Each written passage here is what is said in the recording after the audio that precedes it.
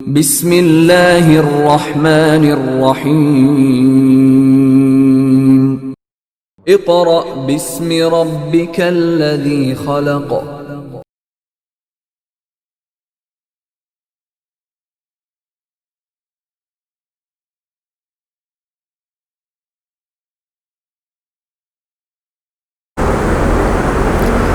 औज़ुबिल्लाहि मिनश्शैतानिर्रजीम। बिस्मिल्लाहिर्रहमानिर्रहीम।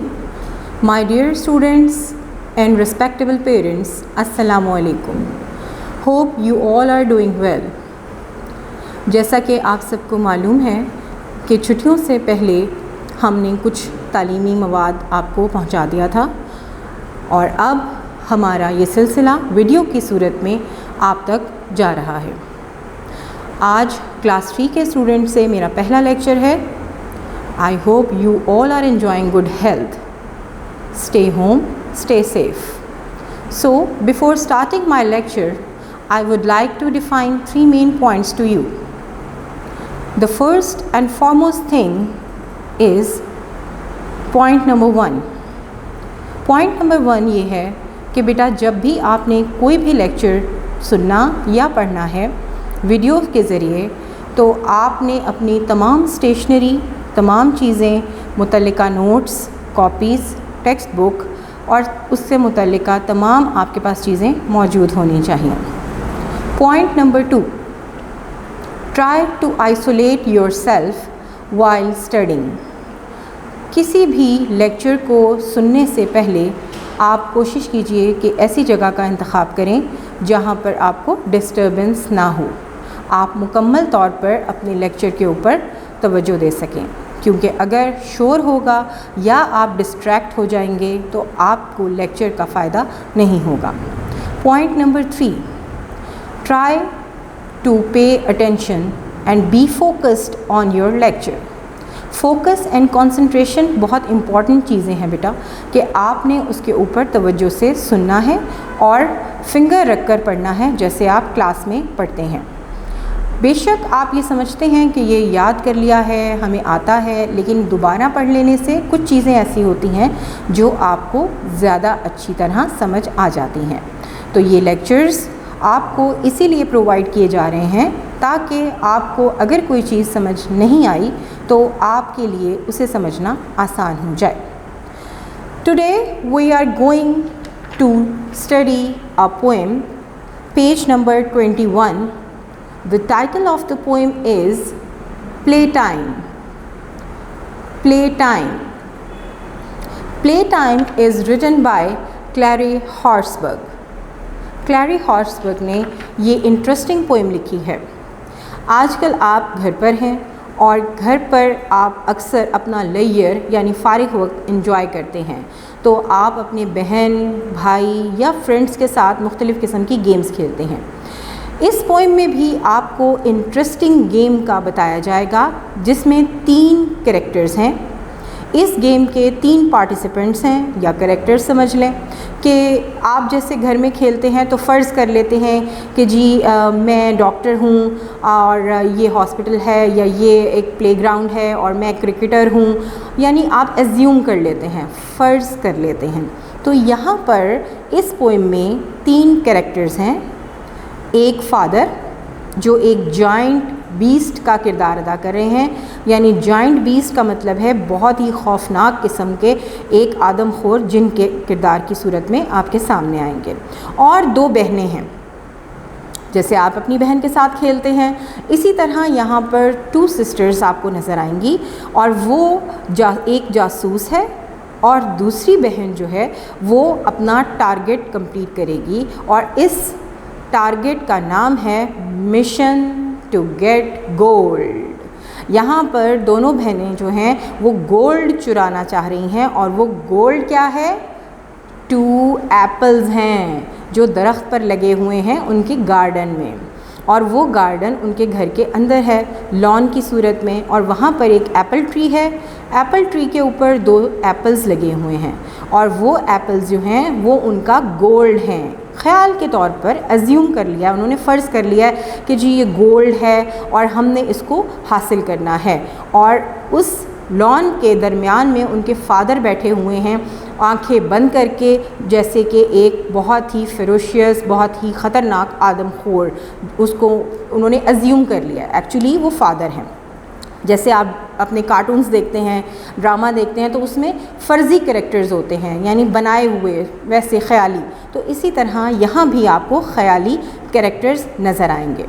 Before starting the lecture we will come to first its dictation words. सबसे पहले हम इसके डिक्टेशन वर्ड्स की तरफ आएंगे। बेटा ये तमाम काम आपको PDF की सूरत में पहले ही भेजा जा चुका है। आपको ये वीडियो इसलिए भेजी जा रही है ताकि आप उसको अच्छे तरीके से देख सकें, लिखा हुआ और पढ़ें उसको अच्छे तरीके से, ताकि आपको समझने में आसानी हो जाए। There are 10 dictation words. The first word is mission. Second word is asleep.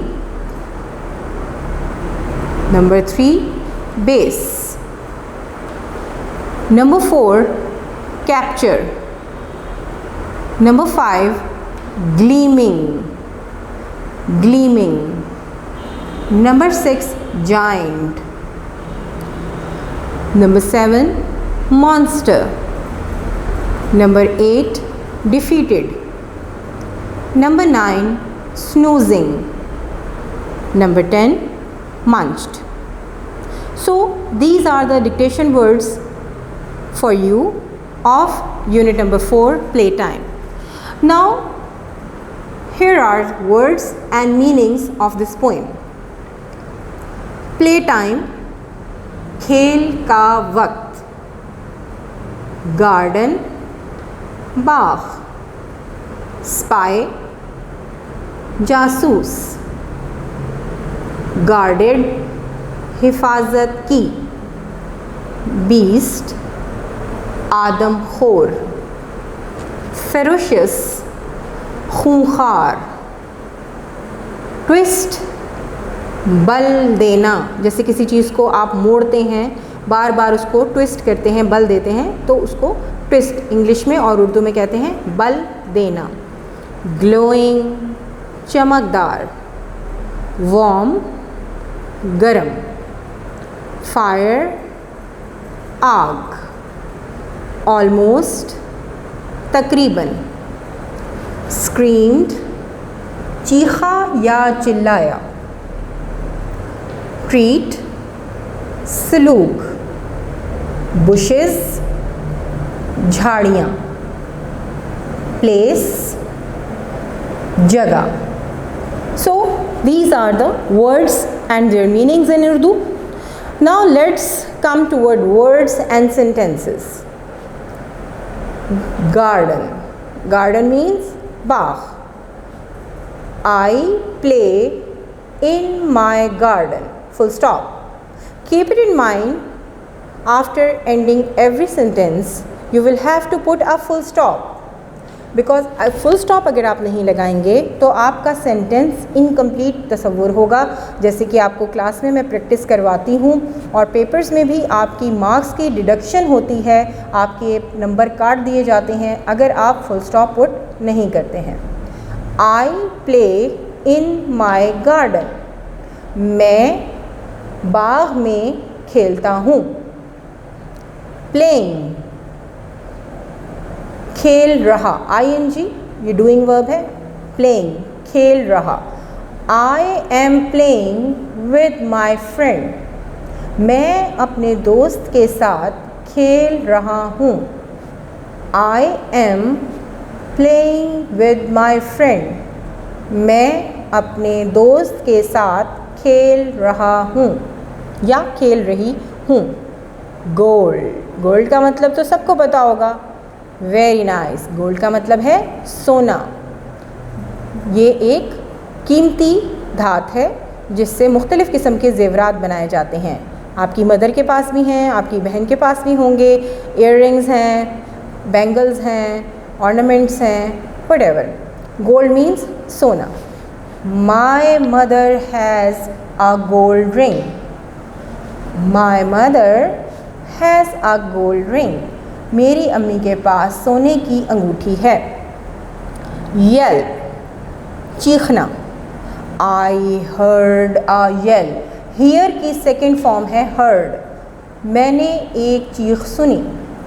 I heard a yell.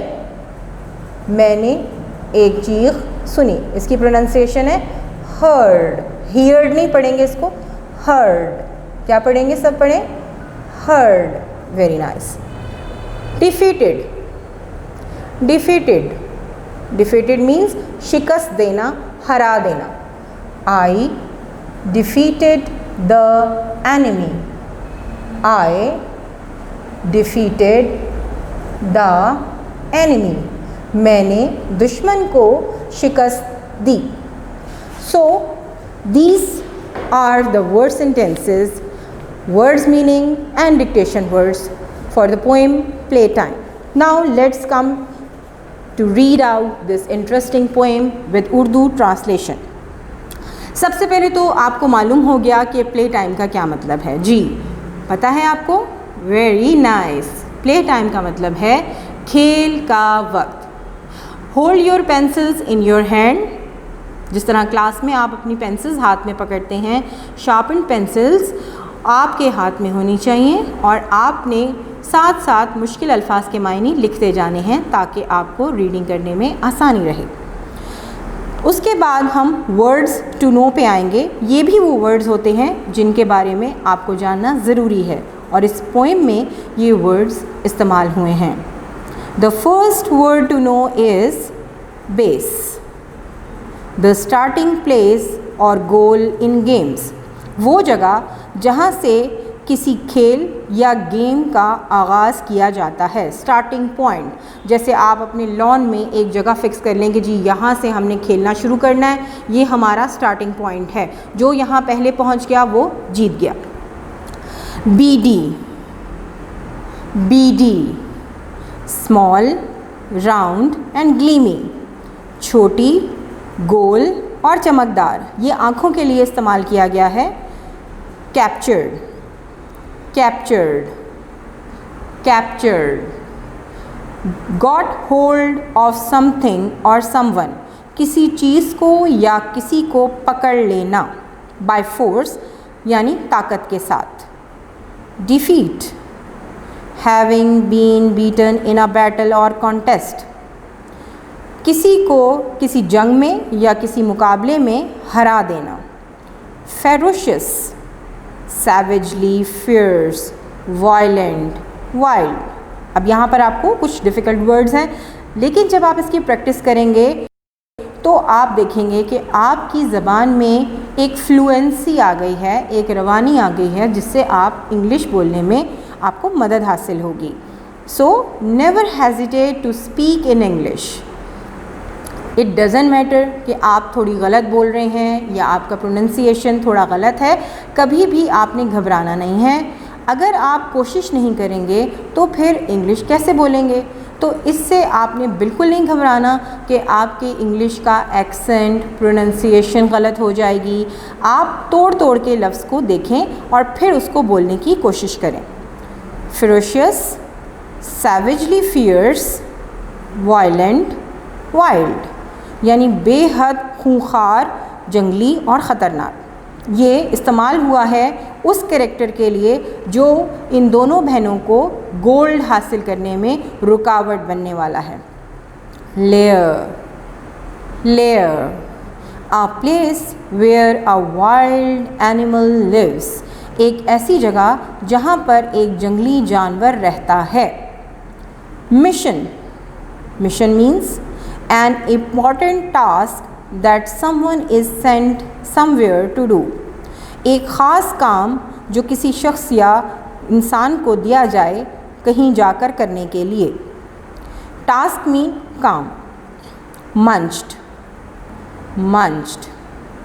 ate something loudly. ate something loudly. किसी चीज़ को बुलंद आवाज़ से खाना. snoozing. snoozing. napping, resting. ऊँघना. जैसे अक्सर आप ऊँघ रहे होते हैं और फिर मैं एकदम से कह देती हूँ कि ओ बी अटेंटिव, अगर कभी किसी क्लास में मैं देख लूँ कि बच्चे इधर उधर तवज्जो नहीं दे रहे या कुछ है राउंड के दौरान, तो आपको ये कह दिया जाता है ताकि आप अटेंशन पे करें। सो स्नूजिंग मीन्स रेस्टिंग, नैपिंग, यानी झपकी लेना, रेस्ट करना, ऊँघना बैठे बैठे। अब ये तो वर्ड्स टू नो थे जो पेज नंबर 21 पे आपके सामने थे और हमने इनको गो थ्रू कर लिया। Now let's start the reading. Keep it in mind the story of the lesson which I have told you earlier.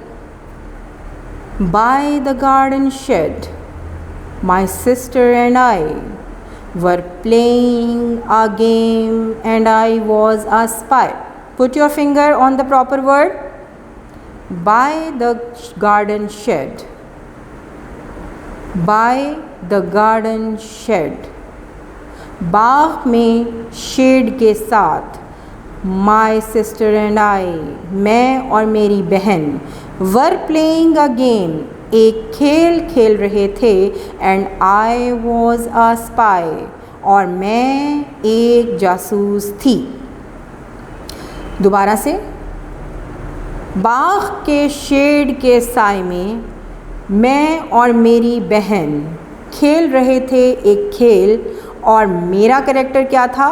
एक जासूस। स्पाई मीन्स जासूस, यानी चुपके से पता चलाने वाला कि क्या हो रहा है।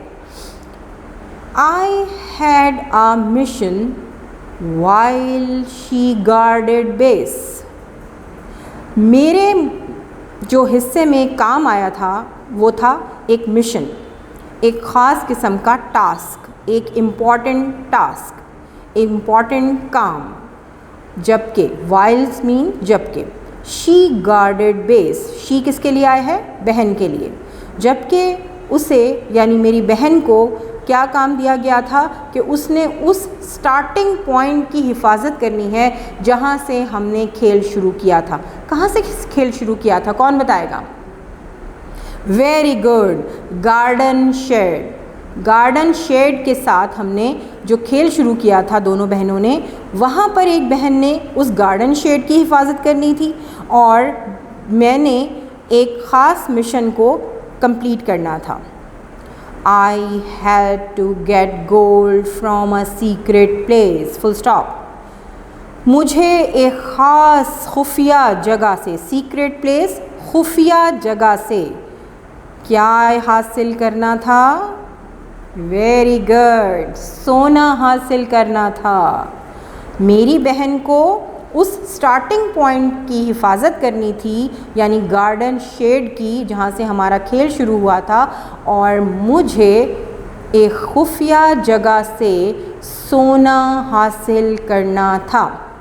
ब्रैकेट में लिखा है the gold was 2 apples on the big tree. सोना क्या था? गोल्ड क्या था? एक्चुअली वहाँ पर दरख्त पर लगे 2 सेब थे जो एक बड़े से दरख्त पर लगे हुए थे। But in our game they were real gold to me. लेकिन हमारे इस गेम में मेरे लिए वो एक हकीकी सोने जैसे थे। गेम में होता है ना कि वो देखो वहाँ पे एलिगेटर है, हमने वहाँ नहीं जाना, वो हमें काट लेगा, वहाँ पे टाइगर है, वहाँ नहीं जाना। आप एज्यूम करते हो कि आप किसी फॉरेस्ट में हो। इसी तरह ये दोनों बहनें एज्यूम कर रही हैं कि वहाँ पर लगे जो 2 सेब थे वो असल में उनके लिए गोल्ड की तरह थे। तो एक बहन ने क्या काम करना था? स्टार्टिंग पॉइंट यानी जो गार्डन शेड है उसकी हिफाजत करनी थी, और दूसरी बहन ने उस गोल्ड को हासिल करना था। A giant beast was asleep. एक बहुत बड़ा जंगली जानवर जिन जैसा सो रहा था। अस्लीप, सोया हुआ था। इन द वे, रास्ते में। रास्ता कौन सा था?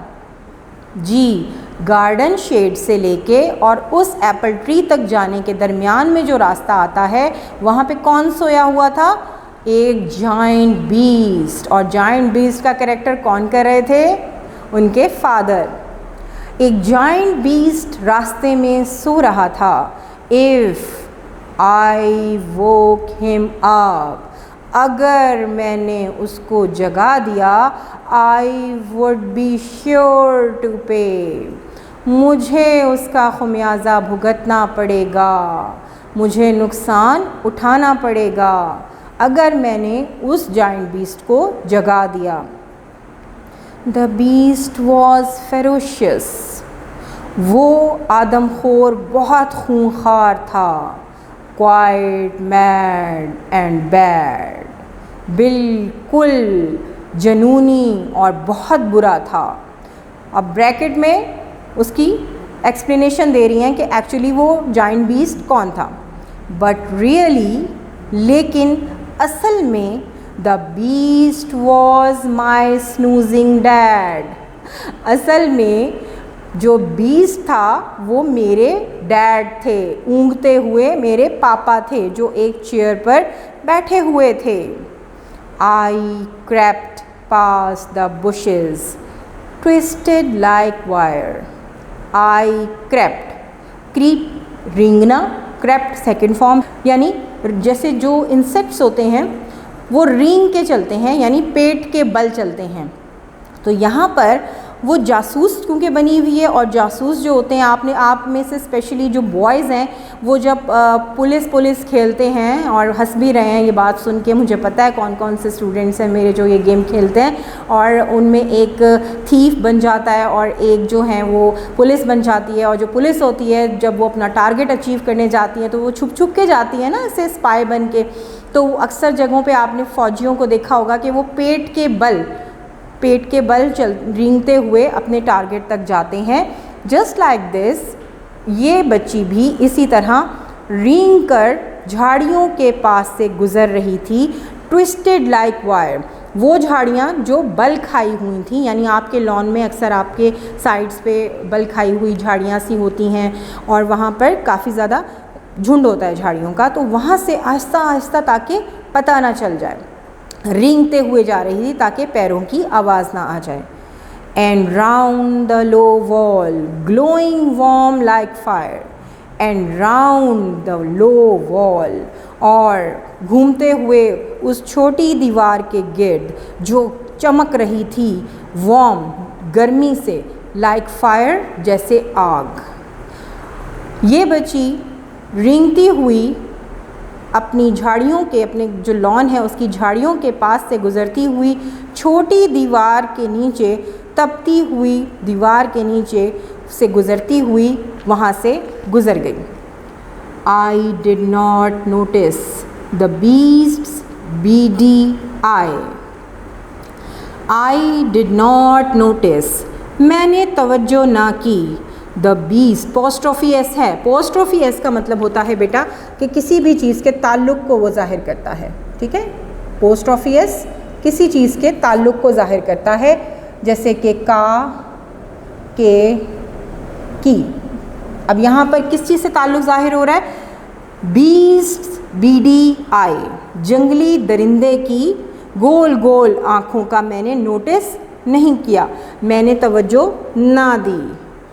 ओपनिंग स्लोली, जो आहिस्ता आहिस्ता खुल रही थी। My dad could be sly, किसी भी वक्त मेरे वालिद साहब चकमा दे सकते थे। ब्रैकेट में लिखा है my dad could be sly, मेरे वालिद साहब, जो कि कैरेक्टर किसका अदा कर रहे थे? एक जायंट बीस्ट का, वो किसी भी वक्त जाग सकते थे। I reached out my hand, आखिरकार मैं अपने टारगेट, अपने मकसद तक पहुंच गई। And captured the gold, exclamation sign लग गया आगे, एंड कैप्चर्ड द गोल्ड, और फिर मैंने सोने को हासिल कर लिया। कैप्चर्ड, पकड़ लिया, ज़ोर से, एकदम से उसको पकड़ लिया। किस चीज़ को पकड़ा होगा? वेरी गुड, दरख्तों पे कोई सोना थोड़ी ना लगता है, इसीलिए वहाँ पर एप्पल्स लगे हुए थे और जो उनके लिए क्या थे? गोल्ड थे। मैंने जल्दी से गोल्ड पकड़ लिया। आई वॉज ऑलमोस्ट बैक, मैं तकरीबन वापस आने ही वाली थी। When a hand took hold, एक हाथ ने पीछे से मुझे पकड़ लिया ज़ोर से। It grabbed at my shirt, इसने मेरी कमीज़ पकड़ ली। ग्रैब मीन ज़ोर से पकड़ ली। इसने ज़ोर से मेरी कमीज़ पकड़ ली। एंड मेड मी येल, जिससे मेरी चीख निकल गई, जिससे मैं चिल्ला उठी। अगर कभी रात को आपको लाइट्स ऑफ करने के लिए कहा जाए तो आप लाइट्स ऑफ करके एकदम तेज़ी से भाग रहे होते हैं, जैसे कि पता नहीं क्या हो गया, डर जाते हैं आप। तो इसी तरह ये बच्ची भी जल्दी से अपना मिशन कंप्लीट करके गोल्ड को लेकर वापस आ रही थी और रास्ते में उसकी शर्ट को पीछे से किसी ने ग्रैब कर लिया। माई सिस्टर लुक्ड अप, मेरी बहन ने ऊपर देखा। And she screamed as well, और वो भी मेरी तरह चिल्लाई। स्क्रीम्ड मीन्स चिल्लाई, चीखी। The monster! Exclamation mark. ओहो, ये तो मॉन्स्टर आ गया, ये तो बला आ गई है। कौन सी मॉन्स्टर की बात हो रही है? वेरी नाइस, फादर जो कि एक्ट कर रहे हैं एक मॉन्स्टर का। The monster! बला आ गई। The beast has got you now, अब ये बला तुम्हें पकड़ लेगी। बहन कह रही है, जो कि अपने स्टार्टिंग पॉइंट पे खड़ी हुई है और वहाँ से वो वॉच कर रही है कि किस तरह मेरी दूसरी बहन गोल्ड को लेकर आती है। वहाँ से वो चिल्ला रही है, अब ये तुम्हें बला पकड़ लेगी। आई हैड टू एस्केप, मुझे भागना होगा। आई डिडंट नो हाउ, मैं नहीं जानती कि कैसे भागना होगा। माई सिस्टर फ्ल्यू इन, मेरी बहन भी उस बला से लड़ने आ गई। And started a fire, colons लग गए हैं। कोलन्स का मतलब 2 डॉट ऊपर नीचे, और आगे एक्सप्लेन किया जा रहा है कि कैसे लड़ाई हुई। My sister flew in and started a fight, मेरी बहन भी वहाँ लड़ने के लिए आ गई और एक लड़ाई शुरू हुई। वी बोथ फॉट, फाइट की second form, fight, fought. We both fought the beast with all of our might. हम दोनों ने, both का मतलब दोनों, हम दोनों ने उस खूंखार आदमखोर बला से लड़ाई की जितनी हम में ताकत थी। माइट का मतलब ताकत। ताकत कैसे लिखेंगे? तुए, अलिफ्ता और गोलकाफ और ते। जितनी हम में ताकत थी हमने उस बला से लड़ाई की अच्छे तरीके से। वैसे ही झूठ मूठ की लड़ाई, कोई सचमुच लड़ाई नहीं हो गई, लेकिन वहाँ पर कैरेक्टर थे उनके कि उन्होंने लड़ना है। सून ही वॉज वीक, और जल्द ही, सून का मतलब जल्द ही, क्या हो गया? वो बला लड़ते लड़ते कमज़ोर हो गई। वीक मीन्स कमज़ोर हो गई, थक गई। And he fell to his knees. Fell to his knees का मतलब होता है हार मान लेना। क्या मतलब होता है बेटा? हार मान लेना, फेल टू द नीज। ठीक है, फेल टू द नीज का जहन में रखिएगा, हार मान लेना। और आखिर में लड़ते लड़ते जब वो भला थक गई तो उसने हार मान ली। ब्रैकेट है, our dad could act well and he like to please. हमारे अब्बू बहुत अच्छी किरदार अदा कर सकते थे और उन्हें बहुत मज़ा आ रहा था। वी एस्केप्ड, हम भाग गए। To our safe place. कौन सी सेफ प्लेस थी? By the shed. शेड के पास, जो गार्डन में शेड बना होता है ना, अक्सर आपके लॉन में एक हट सा बना हुआ होता है, एक सायादार जगह बनी हुई होती है, तो वो उन्होंने अपना सेफ प्लेस समझा हुआ था, अज्यूम किया हुआ था। We escape to our safe place by the shed. और फिर हम वहाँ पहुँच गए अपनी सेफ प्लेस पर जहाँ से हमारी गेम स्टार्ट हुई थी। द बीस्ट वॉज डिफीटेड, हमने बला को शिकस्त दे दी थी। एंड हंग हिज हेड, और उसका सर भी लटका दिया था। He return to settle in his dark lair, और फिर हमने उसको दोबारा उसके खचार में जहाँ पर ये फेरोशियस एनिमल्स रहते हैं वहाँ पर उनकी डेन होती है, कछार होती है, यानी जहाँ पर ये रहते हैं उनको कछार कहते हैं। कछार, ये मुश्किल वर्ड था इसलिए मैंने आपको यहाँ पर लिख के, कछार का मतलब होता है ऐसी जगह जहाँ पर खूंखार जंगली जानवर जो हैं वो रहते हैं। He returned to settle in his dark lair, और हमने फिर उसको दोबारा से उसके कछार में सेटल कर दिया, रख दिया। एक्चुअली हकीकतन just the old garden chair, और वो कछार क्या बनाई हुई थी हमने, एक पुरानी कुर्सी। ओल्ड गार्डन चेयर एक पुरानी गार्डन चेयर थी जिसको हमने उसकी कछार बनाया हुआ था, उसके रहने की जगह बनाया हुआ था, जहाँ हमने उसको वापस डाल दिया। We spies had won, और हम दोनों जासूस जीत गए। The mission complete, और हमारा मिशन कंप्लीट हो गया। What was the mission? Very good, the mission was to get gold, और सोना हासिल करने वाला मिशन हमारा कंप्लीट हो गया। We munched on our apples, हमने सेब को ज़ोर से दांतों से काट कर खाना शुरू कर दिया। Oh what a treat! Exclamation mark. Oh what a treat! कितनी मज़ेदार ये दावत है। एक ट्रीट का मतलब सलूक होता है, एक ट्रीट का मतलब दावत होता है। दोनों मतलब होते हैं। यहाँ पर जैसे कि आप देख रहे हैं, यहाँ पर सलूक भी है और इसका मतलब दावत भी हो सकता है, ट्रीट। तो क्या कह रही हैं दोनों बच्चियाँ कि कितने मज़ेदार दावत है जो हमने यहाँ पर इन्जॉय की। और एक्चुअली वो दावत क्या थी, 2 एप्पल्स, जो कि उनके लिए क्या बन गए थे, सोने की तरह बन गए थे। उनका टारगेट कंप्लीट हुआ और दोनों बहनें जीत गईं। So this is the end of the poem. Dear students, अभी आपने पोएम प्ले टाइम की रीडिंग विद उर्दू ट्रांसलेशन पढ़ी, dictation words, words meaning, word sentences आपने अच्छी तरह समझ लिए। अब हम इसके बुक वर्क की तरफ आते हैं। आपको PDF के ज़रिए इसके तमाम question answers, words meaning, dictation words और वर्ड सेंटेंसेस भेजे जा चुके हैं। अब यहाँ पर हम मज़ीद इसके बुक वर्क की तरफ आते हैं। Book page number 23, open your books, और नोट्स आपके पास मौजूद होने चाहिए या आपकी नोटबुक आपके पास होनी चाहिए। अगर कोई नई चीज़ आप कर रहे हैं तो कोशिश कीजिए कि उसकी ज़्यादा से ज़्यादा प्रैक्टिस करें।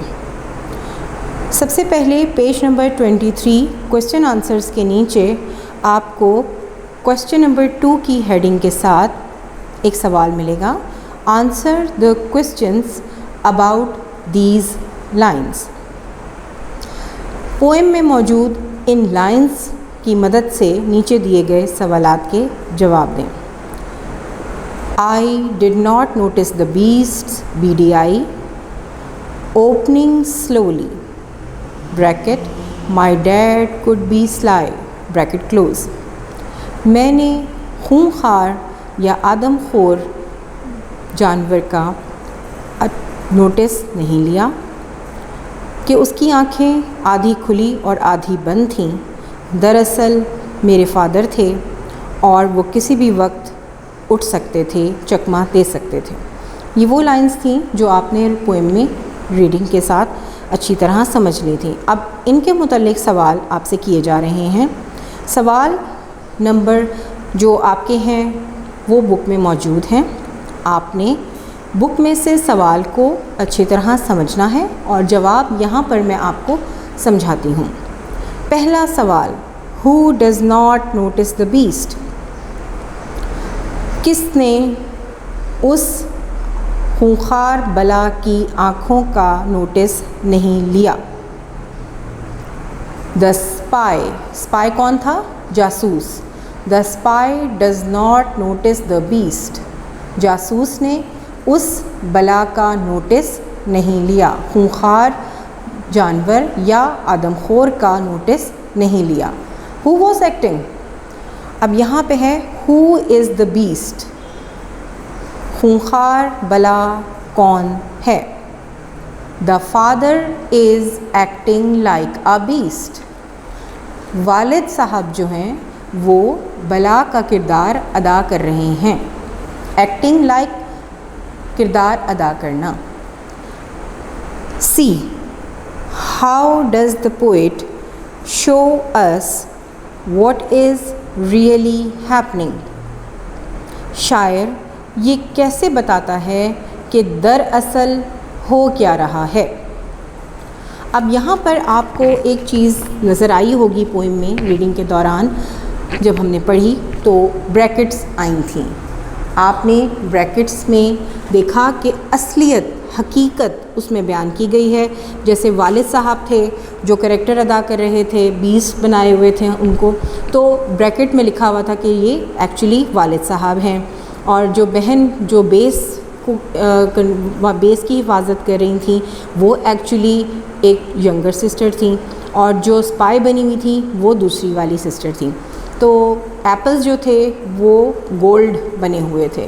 तो एक्चुअली क्या हो रहा है, ये कैसे हमें पता चला? तो जवाब है इसका by giving details in brackets he shows. He किसके लिए आया है? पोइट के लिए। He shows us what is really happening. शायर ब्रैकेट में डिटेल्स के ज़रिए हमें बताता है कि दरअसल हो क्या रहा है।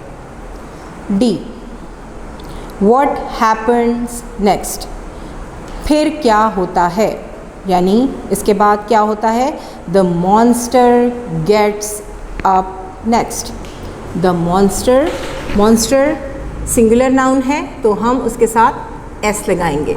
The monster gets up next. Monster जाग जाता है। तो ये आपके कॉम्प्रीहेंशन की लाइंस थी जो कि आपने सवालात के जवाबात की सूरत में यहाँ देख ली। Now turn on the leaf. Find rhyming words in poem for the following. Rhyming words क्या होते हैं? राइमिंग वर्ड्स ऐसे वर्ड्स को कहा जाता है जो हम आवाज़ अल्फाज होते हैं। ऐसे अल्फाज जो वर्ड के साथ मैच हो जाए, जिसकी साउंड, उनको राइमिंग वर्ड्स कहा जाता है। अब राइमिंग वर्ड्स जब आप लिखें तो बेशक आप अपने पास से भी लिख लें, but keep it in mind कि उनका मतलब होना चाहिए। ऐसा ना हो कि वो मतलब के बग़ैर हों, या ऐसा वर्ड जो एग्ज़िस्ट ही नहीं करता, जिसका वजूद ही ना हो, तो ऐसे वर्ड्स आप ना लिखें। राइमिंग वर्ड में मिलते जुलते वर्ड्स लिखते हुए जहन में रखिए कि उनके मायने भी निकलने चाहिए। अब राइमिंग वर्ड्स, यहाँ पर आपकी बुक के पेज नंबर 24 पे पहला सवाल है। ओल्ड, ओल्ड की साउंड से मिलता जुलता वर्ड गोल्ड, ओल्ड गोल्ड। पाए, पाए शाय, पाए मीन्स एक ख़ास किस्म की स्वीट डिश है। पाए शाय, शाय मीन्स शर्मीला। हेड, हेड सर, बेड बिस्तर। कॉल बुलाना, वॉल दीवार। ग्रीव, ग्रो की सेकंड फॉर्म है। ग्रो मीन्स उगना या उगाना, और यहाँ पर इसका राइमिंग वर्ड है ड्रीव। ड्रीव ड्रॉ की सेकंड फॉर्म है। जैसे आप कोई चीज़ ड्रॉ करते हैं, कोई डिज़ाइन, कोई आप पेंटिंग या आप कोई स्केच बनाते हैं, तो इंग्लिश में उसको ड्रॉ करना कहते हैं, जिसकी सेकंड फॉर्म है ड्रीव। ग्रीव, ड्रीव। लूजिंग, किसी चीज़ को खो देना। स्नूजिंग, ऊँघना, गनूदगी में रहना, बैठे बैठे सो जाना। ईस्ट मशरिक, बीस्ट खूंखार, आदमखोर। ड्रीम्ड ख्वाब देखा। स्क्रीम्ड चिल्लाया। So these were the rhyming words, and I hope You have all learnt it very well. Repeat again.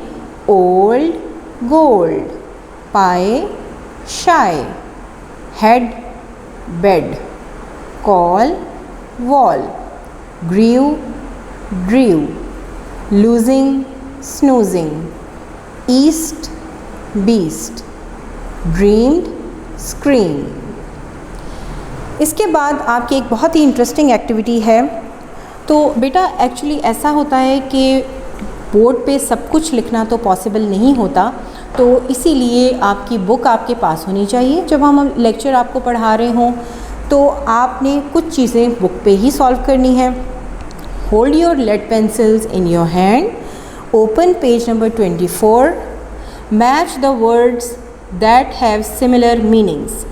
उन अल्फाज को आपस में मैच कीजिए जिनके मायने एक दूसरे से मिलते हैं। सिमिलर का मतलब होता है एक जैसे। ग्रैब्ड का मतलब होता है, कॉलम ए में देखिए ग्रैब्ड, ग्रैब्ड मीन्स किसी चीज़ को पकड़ लेना। अब ग्रैब्ड का मिलता जुलता वर्ड कॉलम बी में मौजूद है, captured. Grabbed, captured last word है कॉलम बी में, इसको आपने ग्रैब्ड के साथ मैच कर देना है। Grabbed, captured. Snoozed, snoozed mean ऊँघना। स्नूज्ड बी कॉलम में डोज्ड के साथ आप इसको मिलाएंगे। स्नूज्ड, डोज्ड। प्रीटेंड, दिखावा करना, किसी चीज़ का ऐसे जाहिर करना जो आप नहीं हैं। एक्ट बी के साथ, बी कॉलम में इसके साथ एक्ट के साथ मैच करना है आपने। प्रीटेंड, एक्ट। डिफीटेड, शिकस्त दी, इसका मिलता जुलता माइनिंग बी में मौजूद है, बीटन। Defeated, beaten. बैटल, जंग या लड़ाई, इससे मिलता जुलता लफ्ज़ बी कॉलम में fight. Battle, fight. Battle, fight. I repeat again. Grabbed, captured, snoozed, dozed, pretend, act, defeated, beaten, battle, fight. अब मैच द फॉलोइंग, अगला सवाल है मैच द फॉलोइंग। सिमिलीज़ हैं जिनको आपने आपस में मैच करना है, सिमिलीज़ को मैच करना है, मुकम्मल करना है। अब यहाँ पर आपको एज़ का वर्ड नज़र आ रहा है। कॉलम ए में जितने भी वर्ड्स हैं उनसे पहले आपको एज़ का वर्ड नज़र आ रहा होगा। अब कॉलम बी में मौजूद तमाम वर्ड से पहले आपने एज़ ज़रूर इस्तेमाल करना है। ए है एज़ ग्रीन, इतना सब्ज़। अब कौन सा इस वर्ड इसके साथ मैच होगा? Very good, as green as grass. As green as grass. As white, इतना सफ़ेद जैसे। अब कॉलम बी में देखिए सफ़ेद कौन सी चीज़ होती है? Very good, snow. Snow means बर्फ़।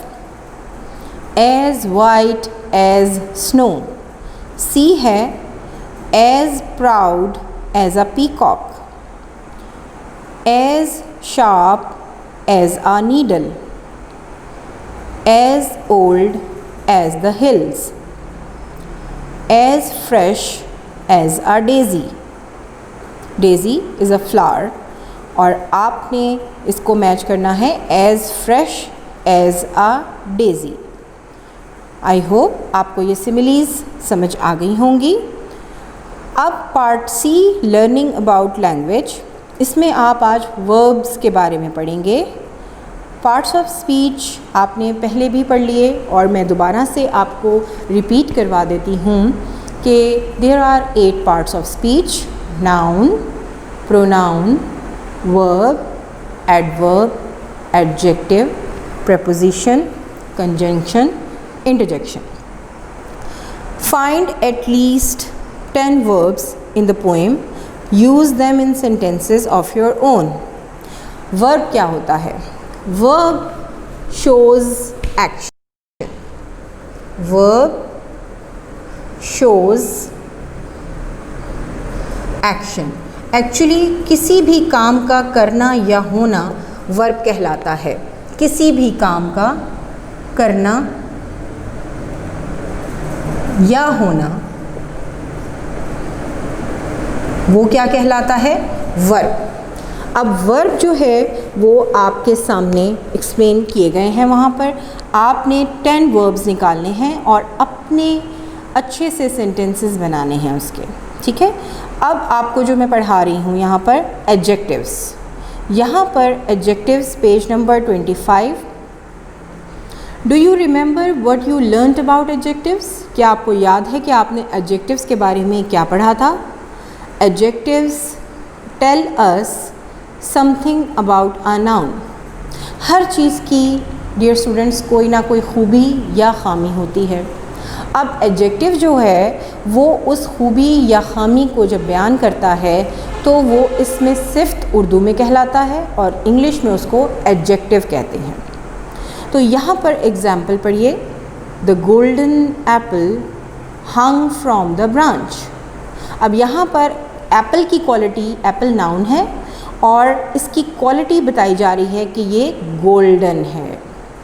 तो यहाँ पर जिस चीज़ ने क्वालिटी को डिस्क्राइब किया, क्वालिटी को बयान किया, उसको ग्रामर की रूह से एडजेक्टिव कहते हैं। Golden tells us about the Apple, it's an adjective. इसका प्रोनाउंसिएशन है एडजेक्टिव, एडजेक्टिव। सवाल है underline the adjectives in these lines from the poem. Underline the adjectives in these lines. अब मैं लाइन्स तो पूरी नहीं लिखी गई, लेकिन यहाँ पर जो अंडरलाइन करने थे एडजेक्टिव्स वो मैंने लिख दिए हैं।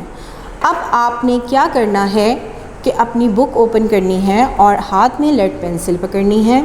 यहाँ पर मैं आपको नाउन बताऊँगी और आप खुद से अंदाज़ा लगाइएगा कि इसमें एडजेक्टिव क्या है। The mad beast was asleep। एक जुनूनी आदमखोर सोया हुआ था। अब आदमखोर जो है वो नाउन है और मैड जो है वो क्या हो गया? एडजेक्टिव, क्योंकि वो बीस्ट की क्वालिटी को बता रहा है। मैड को अंडरलाइन कर लीजिए। बी है इसका दूसरा जो आपको यहाँ पर सेंटेंस नज़र आएगा। आई crept the twisted bushes। मैं रेंगती हुई झाड़ियों के पास से गुजरी। ट्विस्टेड, ट्विस्टेड को अंडरलाइन कीजिए। सी है happily we munched on the big tasty apples. खुशी खुशी हमने बड़े और लजीज सेबों को मुंह से तोड़कर खाया।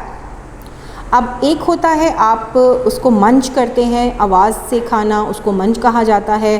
और एक बग़ैर आवाज़ के, यानी जैसे आप एप्पल्स को कट किए बग़ैर मुंह से खाएंगे, मतलब डायरेक्ट उसको पील ऑफ किए बग़ैर और कट किए बग़ैर, तो वो मंच की साउंड देता है एक ख़ास किस्म का। तो वो उसको कहते हैं एकदम ज़ोर से खाने को मंच। अब यहाँ पर आपने बिग और टेस्टी को अंडरलाइन कर दिया। सो Question number 3 on page number 25, add suitable adjectives to the following using the letters given। यहाँ पर आपके सामने आपकी बुक में ख़ास किस्म के अल्फाज दिए हुए हैं जिनका पहला लेटर दिया हुआ था। आपने उसको कंप्लीट करना है। add suitable adjectives to the following। ख़ास आपने सही adjectives लगाकर खाली जगह को मुकम्मल करना है। एन ई लिखा हुआ है आपके पास। अब ई से बनने वाला एडजेक्टिव आपने इस्तेमाल करना था मैंगो के लिए। मैंगो क्या होता है? जी बिल्कुल, आम को कहते हैं और ये समर सीज़न में आता है और ये बहुत ही टेस्टी होता है। An edible mango. Edible means लजीज। क्या स्पेलिंग होंगे एडिबल के? E D I B L E. Edible, edible, एक लजीज mango. You can see an. An क्यों लगा यहाँ पर? क्योंकि ई वॉवल है। वॉवल क्या होते हैं? ए, ई, आई, ओ, यू। इनसे पहले एन इस्तेमाल किया जाता है, एन एडिबल मैंगो। दूसरा है आ, सी लिखा हुआ था आपके पास, आपने सी से एक ख़ास किस्म का एडजेक्टिव बनाना है किटन के लिए। किटन बिल्ली के बच्चे को कहते हैं कैट, और इसका यंग वंस है किटन, बिल्ली का बच्चा। आ क्यूट किटन, एक प्यारा बिल्ली का बच्चा। 3 पे है एन, ए आपके पास मौजूद था, ए से आपने एक एडजेक्टिव बना के खाली जगह में एक्ट्रेस के लिए एक एडजेक्टिव तैयार करना था। एक्ट्रेस अदाकारा, और ए से बनने वाला जो एडजेक्टिव आपके पास आया वो है amazing, an amazing actress, an amazing actress. इसके बाद आ, अब यहाँ पर मैंने आपको खाली छोड़ी हुई है जगह, तो आपको बताना सिर्फ इसलिए ताकि आपको मालूम हो जाए कि इसमें लैडर के लिए जो बी दिया हुआ है उससे क्या बनेगा, ब्लैक। आ ब्लैक लैडर, लैडर मीन्स सीढ़ी। जब किसी ऊंची जगह पर आपने चढ़ना हो तो आप लैडर का सहारा लेते हैं। आ ब्लैक लैडर, एक काली सीढ़ी। नंबर 5, आ टी आपके पास मौजूद था, आपने इससे एक एडजेक्टिव बनाना है सेल्समैन के लिए। सेल्समैन एक ऐसा आदमी जो मुख्तलिफ़ किस्म की चीज़ें फ़रोख्त करता है, बेचने वाला सेल्समैन। आ टायरसम सेल्समैन, टायरसम का मतलब है थका हुआ। आ टायरसम सेल्समैन। उसके बाद यहाँ पर आपको एक और वर्ड नज़र आ रहा है, वो आपने एन अगली डकलिंग। अगली का मतलब है बदनुमा, बदसूरत। एन अगली डकलिंग, यू ऑलरेडी मौजूद था आपकी फिल इन द ब्लैंक्स के, और आपने उससे एक एडजेक्टिव बनाया, और उससे आपका एडजेक्टिव जो बना वो था अगली। एन अगली डकलिंग, एक बदसूरत बत्तख का बच्चा। डक बत्तख, डकलिंग उसका यंग वंस यानी उसका जो बेबी है उसको डकलिंग कहते हैं, और इसका मतलब है बिल्ली का बच्चा। Now D part listening and speaking, page number 25। यहाँ पर आपको एक सवाल दिया गया है, listen two sentences being read aloud, underline the correct word from the pair given.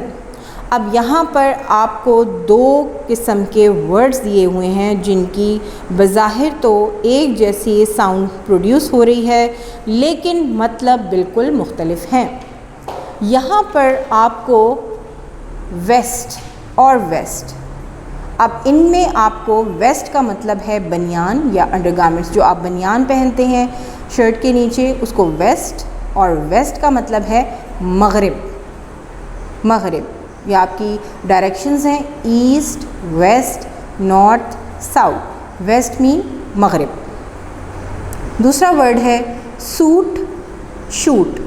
Suit यानी आपको अच्छा लगता है, आपको सूट करता है, आपके ऊपर जचता है, और शूट का मतलब होता है मार डालना, निशाना बांधकर। पैक, पैक बंडल या गट्ठा, बैक पुश्त या कमर।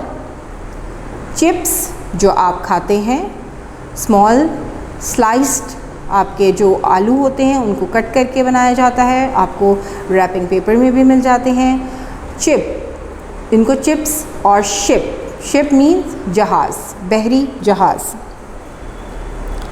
उसके बाद है ब्रॉट, ब्रिंग की सेकेंड फॉर्म, ब्रिंग लाना, ब्रॉट ब्रॉट लाए, ब्रॉट लाए। और ब्रॉथ का मतलब होता है शोरबा या किसी यखनी को या किसी ऐसे सालन में जिसमें ज़्यादा शोरबा या यखनी मौजूद हो उसको ब्रॉथ कहते हैं। ब्रॉट लाए, ब्रॉथ यखनी वाला सालन।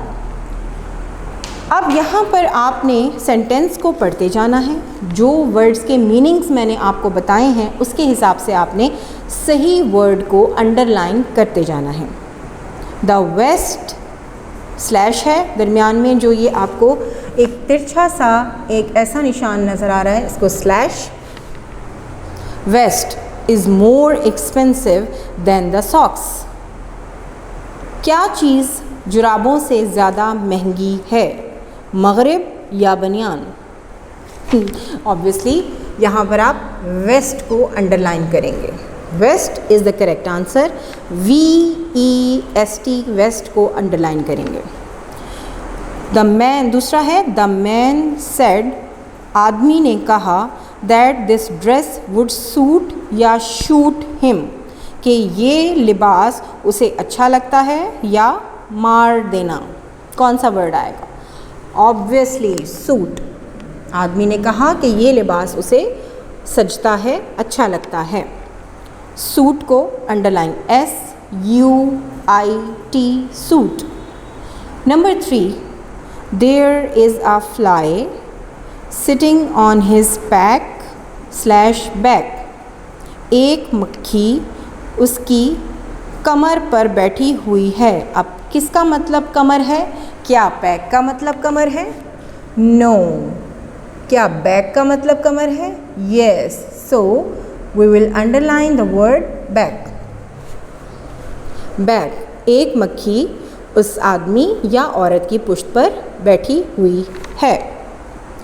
ही सोल्ड, डी पार्ट है इसका। He sold some chips slash ships to the captain. उसने कुछ चिप्स या कश्तियाँ कप्तान को फ़रोख्त की। उसने कुछ कश्तियाँ या चिप्स। अब कैप्टन जो होता है वो बहरी जहाज़ चलाने वाले को कहते हैं। अब कैप्टन को चिप्स तो फ़रोख्त नहीं करेगा वो, तो ऑब्वियसली क्या उसने सेल किया? उसने ships. The correct answer is ships. Ships. We brought slash broth them from the city yesterday. हम उन्हें कल कहाँ से लेकर आए? शहर से लेकर आए। अब यहाँ पर लेकर आए या लाए, तो ब्रॉथ को अंडरलाइन करेंगे या ब्रॉट को?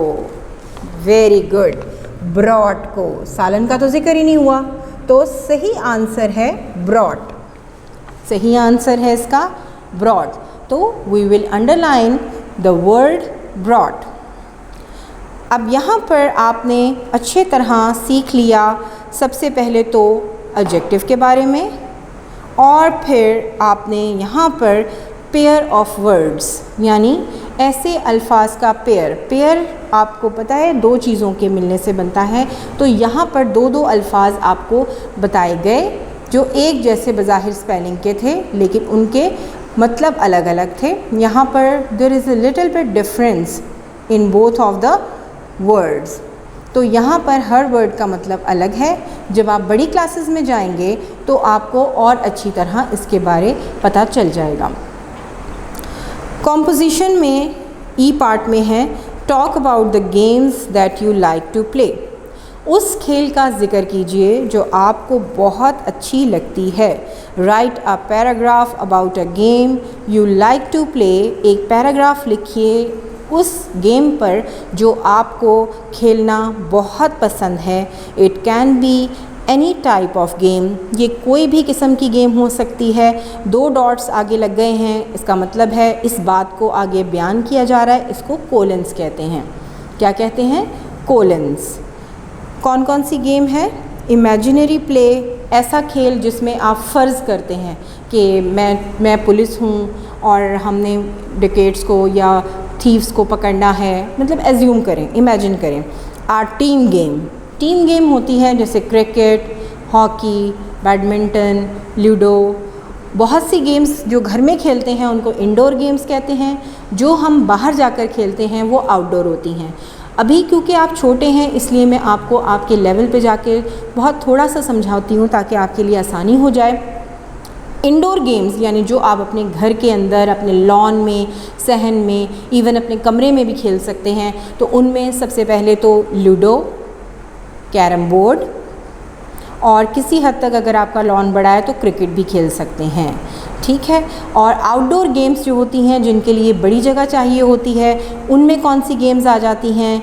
उनमें आपका स्विमिंग, उसके बाद क्रिकेट भी, जब आप बड़े पैमाने पर खेलेंगे तो क्रिकेट भी इंडोर भी है, आउटडोर भी है। और इसके अलावा हर्डल रेस, यानी ऐसी रेस जिसमें हर्डल्स हों, रुकावटें हों, और बड़ी जो एरिया में रेस की जाए उसको हर्डल रेस कहते हैं। ये गेम्स जो होती हैं ये आप घर के अंदर नहीं कर सकते। ज़ाहिर है स्विमिंग तो आप घर के अंदर नहीं कर सकते एज अ गेम। वैसे अगर आप खेलना चाहें तो आप बहुत सी गेम्स खेल सकते हैं, आप बोर्ड गेम और कंप्यूटर गेम। ये गेम्स जो हैं, कंप्यूटर गेम्स, बोर्ड गेम्स वगैरह, ये आप घर में खेल सकते हैं। जैसे कि आप अक्सर कंप्यूटर गेम्स खेल रहे होते हैं तो उसके लिए आपको बाहर जाने की ज़रूरत नहीं होती, तो कंप्यूटर गेम्स भी इंडोर गेम्स में शामिल होती हैं। यहाँ पर आपको कहा जा रहा है कि आप अपनी मर्ज़ी की कोई भी गेम के बारे में बताइए एक पैराग्राफ के ज़रिए। ये तो आपका एक एक्टिविटी है, आप इसको रफ़ कॉपीज़ के ऊपर राइट अप कर सकते हैं अपने पेरेंट्स के साथ बैठकर। बेशक उर्दू में लिखिए और फिर उसको थोड़ा थोड़ा करके कोशिश कीजिए कि आप इंग्लिश में लिखना शुरू करें। So I hope you have all learned about the poem play time thoroughly. अगर आपको कोई मुश्किल पेश आए या किसी वर्ड को समझने में आपको दिक्कत पेश आए तो आप स्कूल के दिए गए नंबर पर रब्ता कर सकते हैं। इस लेसन, इस यूनिट को, इस पोएम को अच्छी तरह पढ़िएगा। इसको छोटे छोटे टेस्ट आप अपने पेरेंट्स को दीजिएगा ताकि इसकी आपकी रिवीजन भी होती रहे। टिल द नेक्स्ट लेक्चर, अल्लाह हाफिज़, स्टे ब्लेस्ड।